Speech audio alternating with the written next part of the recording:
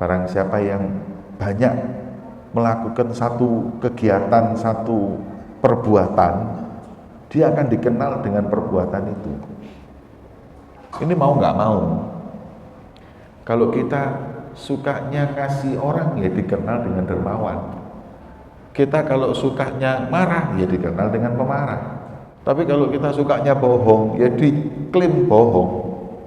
Sebagaimana Nabi SAW, beliau dalam hadisnya menyebutkan, la yazal ya yakdzib hatta yuktaba indallahi kadzdzab. Orang suka bohong sampai bukan lagi manusia yang nyetempel, Allah yang nyetempel kadzdzab, pendusta.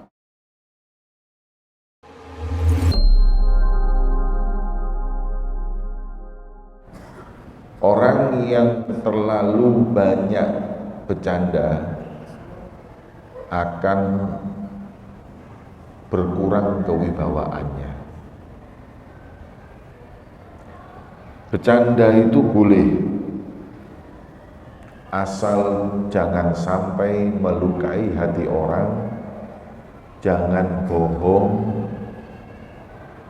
jangan melanggar syariat. Makanya ketika kita memberi mauidhah atau nasihat, bukan tidak boleh kita bercanda, boleh dikasih bahan candaan agar audiens mungkin nggak ngantuk atau terhibur sedikit. Tapi kalau terlalu banyak, majelis itu tidak ada wibawanya. Majelis taklim jadi seperti majelis ketoprak. Ya, majelis taklim jadi kayak ludruk. Kalau apabila bercanda itu melebihi batas, kata Sayyidina Umar, akan membuat berkurangnya haibah atau wibawanya. Orang juga seperti itu. Kita ini harus bisa menempatkan kapan kita bercanda, kapan kita serius. Kalau kita ini terlalu banyak bercanda, akhirnya nggak ada wibawanya. Rapat guyon. Sampai tak kasih tahu ya. Kita ini, khususnya orang Indonesia ini, ya, nggak bisa menempatkan saat dimana kita kadang harus bercanda, harus serius. Saya kasih contoh, kita kadang rapat ngurusi masjid rumah Allah, rapat ngurusi umat, rapat dakwah, bercanda. Orang barat rapat ngurusi sepak bola aja serius, padahal sepak bola itu mainan. Masjid serius, dakwah serius, tapi rapat ngurusi dakwah, rapat ngurusi masjid, canda, guyon. Orang barat ngurusi basket aja serius, ngurusi sepak bola itu ditulis, digambar, di ini padahal itu dulinannya serius. Nah kita yang serius dibuat mainan. Makanya kata guru kami menyebutkan hazluhum jid wajiduna hazlun. Mereka itu main-mainnya aja serius, kita seriusnya main-main. Hazluhum jid wajiduna hazlun. Ya. Maka itu jangan terlalu banyak guyon, jangan banyak tertawa, hilang wibawa kita. Waman istakhaffa binnas ustukhiffa bihi. Barang siapa meremehkan orang, merendahkan orang, dia akan direndahkan. Saya kasih tahu, Ini sudah sunnatullah. Kita manusia itu ingin dihargai orang. Kita ini kepingin semuanya dihargai orang. Maka kata ulama, kalau ingin dihargai orang, hargailah orang. Anda nggak hargain orang, Anda dihargai. Kama tadinu tudanu. Itu sudah hukum alam. Kalau kita ngeremehin orang, ya kita diremehin orang. Kita merendahkan orang, kita direndahkan oleh orang. Man istakhaffa bin nas ustukhiffa bihi. Guys, belajar menghargai orang agar nanti kita pun dihargai. Wa man aktsara fi syai'an urifa bihi. Barang siapa yang banyak melakukan satu hal, dia akan dikenal dengan hal tersebut. Yang seringnya dakwah, ya jadi dikenal jadi dai. Yang seringnya ngaji dikenal sebagai ustadz. Nek sing seneng goro juga dikenal sebagai pendusta. Man aktsara syai'an, man aktsara fi syai'in. Barang siapa yang banyak melakukan satu kegiatan, satu perbuatan, dia akan dikenal dengan perbuatan itu. Ini mau nggak mau. Kalau kita sukanya kasih orang, ya dikenal dengan dermawan. Kita kalau sukanya marah, ya dikenal dengan pemarah. Kita sukanya berbuat tutur kata, kenal dengan akhlak karimah. Tapi kalau kita sukanya bohong, ya diklaim bohong.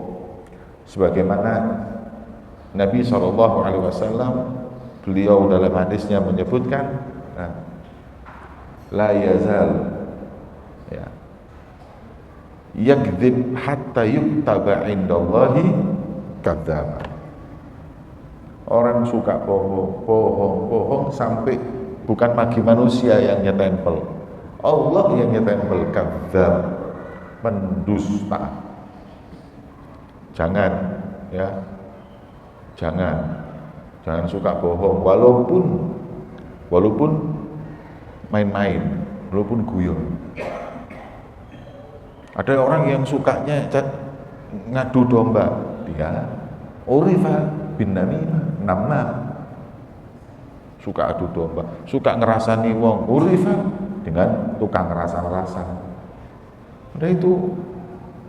Lah kalau kita ini mau, saya kembalikan lagi, kita mau dapat gelar yang bagus. Masa mau kita dikasih gelar kadzdzab? Masa mau kita dikasih gelar namam, pengadu domba? Enggak mau. Terus maunya digelar apa? Saya mau digelar orang yang baik. Amin. Yo, ojo tahu khianat. Sing dipercaya, Anda dipanggil amin. Kayak Rasulullah dipanggil amin. Kita semuanya maunya dipanggil yang baik. Sunnatullah. Lah, perbuatlah dengan senantiasa perbuatan yang baik, niscaya kau akan disebut dengan panggilan tersebut. Waman kathura kalamuhu kathura saqatuh. Ngomong itu jangan banyak-banyak, seperlunya aja. Orang banyak ngomong, banyak salahnya.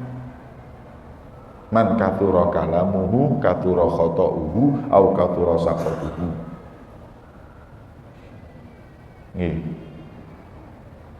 Makanya saya dengar guru saya pernah berkata, Allah ciptakan mulut satu, telinga dua, agar kita lebih banyak mendengar daripada bicara. Kalau kita disarankan banyak ngomong, mungkin ciptaan kita beda. Mulut ini di sini dua, biar ngomongnya enak, stereo. Ya. Hidung satu, telinga di sini, telinga dengerin, supaya kita banyak ngomong. Tapi karena kita disuruh banyak dengar daripada banyak ngomong, telinga dibuat dua, mulut tinggal satu. Ini seperti ini nih hikmah, ilmu namanya hikmah. Ya, ini kan ya nggak ada dalil kitab dan sunnah, tapi ceritanya orang ahli hikmah. Allah ciptakan dua telinga supaya banyak dengar daripada bicara, karena mulut cuma satu. Seperti cerita hikmah yang berkaitan dengan tawadhu.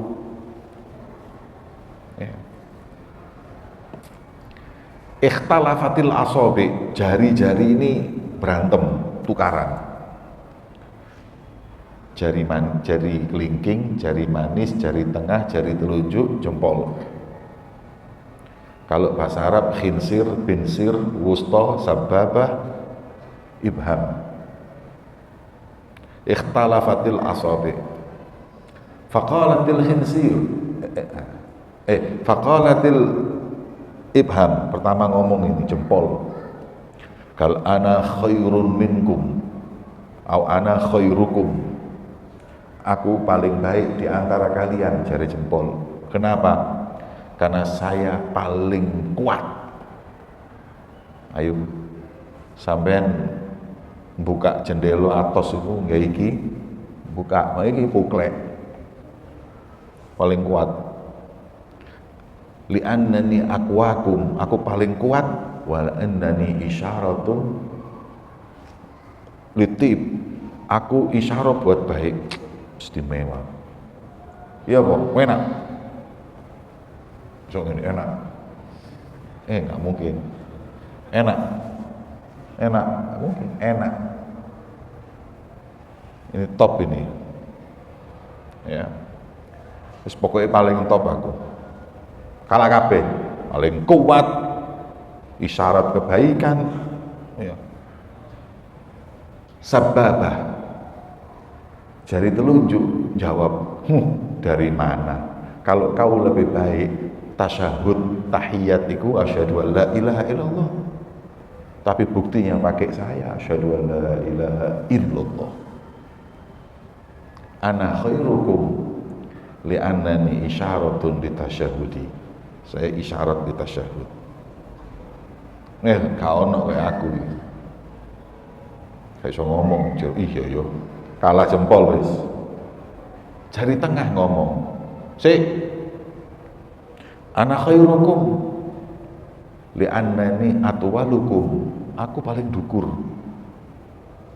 Saya itu paling tinggi di antara kalian. Coba lihat. Semuanya di bawah saya paling tinggi. Kemudian jari ini ngomong. Kon jempol, telunjuk, tengah, kano sing apik jenenge aku jari manis. Dan kau walaupun tinggi nggak bisa berdiri kecuali sama aku. Ya, ini gak enak, mesti melok. Dan aku ini adalah jari yang paling manis. Terakhir jentik. Atau ngomong paling kuat, paling cilik. Isyarat kebaikan tidak. Dibilang paling tinggi, paling pendek. Ya, pokoknya paling gak enak. Wis ngono mlebune irung tok dia opil-opil. Ya, nasib opil-opil ono opil-opil ngene. Mesti jentik, terus nasib. Kemudian dia berkata, ana dunakum.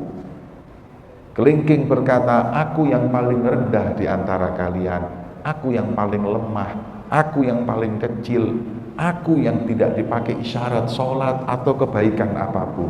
Kalian semua baik, aku yang paling rendah. Tawadhu. Ketika tawadhu, Rasulullah diperintahkan oleh malaikat untuk pakai cincin. Diambil cincin oleh Nabi, diperintahkan sahabat bikinkan cincin yang bisa dibuat stempel. Ditulis Muhammad Rasulullah stempel. Ketika didatangkan cincin, Rasulullah milih mana ya, ditaruh di mana ya cincin ini. Maka oleh Rasulullah dipilih yang paling tawadhu. Man tawadhu'a rafa'ahullah. Pakailah Rasulullah cincin di sini, langsung yang empat ini iri semua. Waduh, lapo aku sombong ya. Coba gak sombong Kanjeng Nabi mungkin taruh sini. Kalau gak sombong mungkin taruh sini. Tapi berhubung beliau Kanjeng Nabi lihat yang tawadhu adalah kelingking, maka diletakkanlah di kelingking, maka jadilah lebih baik di antara semua adalah kelingking. Tawadhu diangkat sama Allah. Ini gini-gini namanya ilmu hikmah aja. Jangan ditanyai dalilnya mana itu Bukhari atau Muslim, gak nemu kan ini. Ini tawadhu, maka jadi orang yang tawadhu. Kembali, barang siapa yang banyak ngomongnya, banyak salahnya, ya, kurangi bicara. Karena mulut ini banyak membawa petaka.